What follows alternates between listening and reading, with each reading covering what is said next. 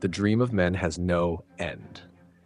It's incredible how these words from the possible final villain of the story gain a completely new meaning with chapter 1164 of One Piece. Lore, power scaling, the Davy lineage. Under this title, we're going to analyze one of the greatest chapters in the entire history of the series. Doubt it? Then let's go. Right after the intro.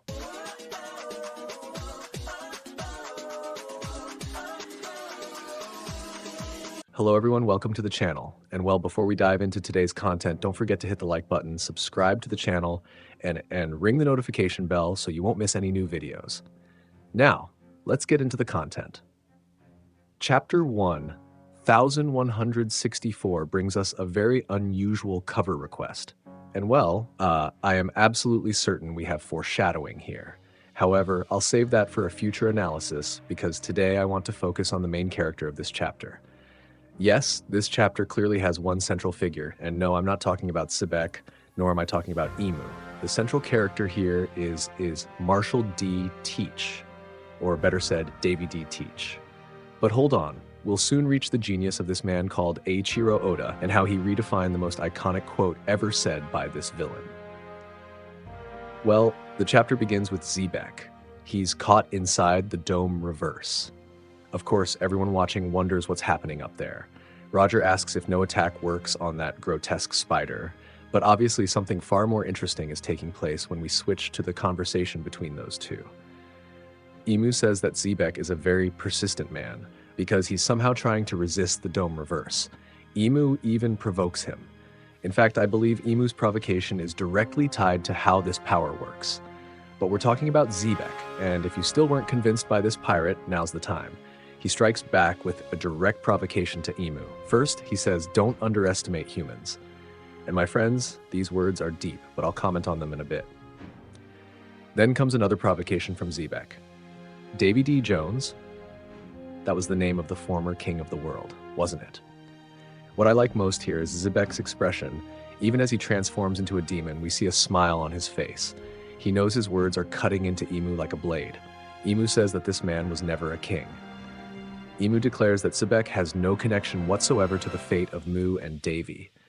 But Zebec's provocations don't stop there. He says, "Then don't be afraid.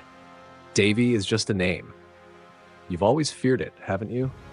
That the will of Davy would be inherited and that one day the promise would be fulfilled." That makes Imu even angrier. And as a response to Zebec, but also, I believe, as a form of self-affirmation, Imu shouts, "Stop dreaming. People like them will never appear in this world again." Then Zebec answers, "You're afraid the will of Davy will be inherited. One day, someone will come to fulfill the promise." At that moment, we see Eris holding Teach in her arms. Imu provokes Zebec even further, saying that soon he'll have giant warriors by his side because the current king of Elbaf is very easy to manipulate. That, of course, enrages Zebec even more, and it's right then that Zebec finally falls completely into the dome reverse. But I want to draw attention to Imu's next words to Zebec. Imu says, "Now the dream of Davy, end it right here and now." And wow, my friends, let's stop for a moment, breathe, and appreciate how unique this story truly is. We've seen the word dream mentioned several times here. The dream of Davy, that's Imu's greatest fear. And at that moment, Imu was facing the one who, in his eyes, was the closest to fulfilling that dream. That's why he says, "The dream of Davy, end it." Imu thought he was putting a final stop, once and for all, to the dream of Davy. Dream. No, Imu, you didn't manage to do that, because 36 years later, a man sitting on the ground like an ordinary human said, "An era where pirates can't dream, huh? The dream of men has no end." Teach wasn't just proclaiming those powerful words, he was practically affirming that he was the continuation of Davy's dream. In fact, let's connect both quotes. Zebec, facing Imu, says, "Don't underestimate humans."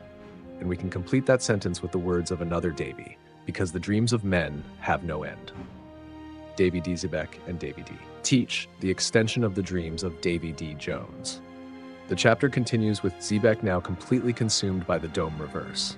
Imu's order is to erase the Davy clan once and for all, and as if to show us the terrifying power Zebec now possesses, and to hype up even more the challenge that Roger and Garp will soon face, Zebec easily defeats a newly devil fruit-empowered Kaido. Linlin instantly attacks Zebec, showing that even after Kaido betrayed her, Linlin and Kaido share a connection, almost like siblings. Unfortunately, Linlin also falls easily to Zebec, two future Yonko defeated effortlessly. But Whitebeard is the third, and with him we get an absurd clash, so intense that one of the mountains of God Valley collapses completely, marking the beginning of the destruction of the island that would later be erased from maps. We don't see the end of this fight, but when we later see Zebec running toward Eris and Teach, my understanding is that Whitebeard was also defeated here. We then see both pirates and marines desperate to escape the doomed island. Oda once again shows the filth of the celestial dragons, who promise to execute anyone who dares leave them behind. While on the other hand, we see the loyalty of Rayleigh, deeply worried about his captain. In one panel, Oda shows Roger's crew holding a chest, and that chest almost certainly contains a red-haired baby inside. The loss of that baby, the one whose death is later mourned by Dragon, the man is on the ground lamenting his weakness and helplessness for not being able to save not even a baby. There are certainly clear similarities between this mental state and Luffy's despair when he realized he wasn't strong enough to save his Nakamas in Sabaody. I hope that just like Luffy did by becoming 100 times stronger in 2 years, the same has happened with his father. Oda, please show us a much more powerful dragon in the future. By the way, we still don't know whether Dragon's devil fruit originates from this very moment or not. But the true hero of God Valley is neither a marine nor a pirate. This title fits much better on a young buccaneer child. Even with Ivankov's protests telling the boy to hurry and run away from there, or with the words of an already admiring Ginny, who when she says Kumachi shows that she herself must have been deeply moved by the boy's heroism. One more, at least one more. I want to save more people. And well, his last rescue will be the most important of all. Because Demon Zebec has reached his wife and child. And here, Eris delivers a very interesting line. It's you, Zebec, that means you've lost. I'm sorry. To save us, you confronted that thing, but it was too soon. That single line reveals many things. One of them is that she completely understood Zebec's plan. She knew he was getting stronger to one day defeat Imu. She knew that confrontation would come. She knew about the King of the World. She knew about Davy's promise. She knew everything. She regretted being responsible for Zebec facing that battle too soon and paying a heavy price for it. But she also knew that one Davy still remained, a Davy who could one day fulfill his father's dream. That's why she says, "You must survive, Teach. The Davy lineage cannot end here." With Zebec closing in on them and cannons aimed straight at them, the end of the Davy clan seemed inevitable.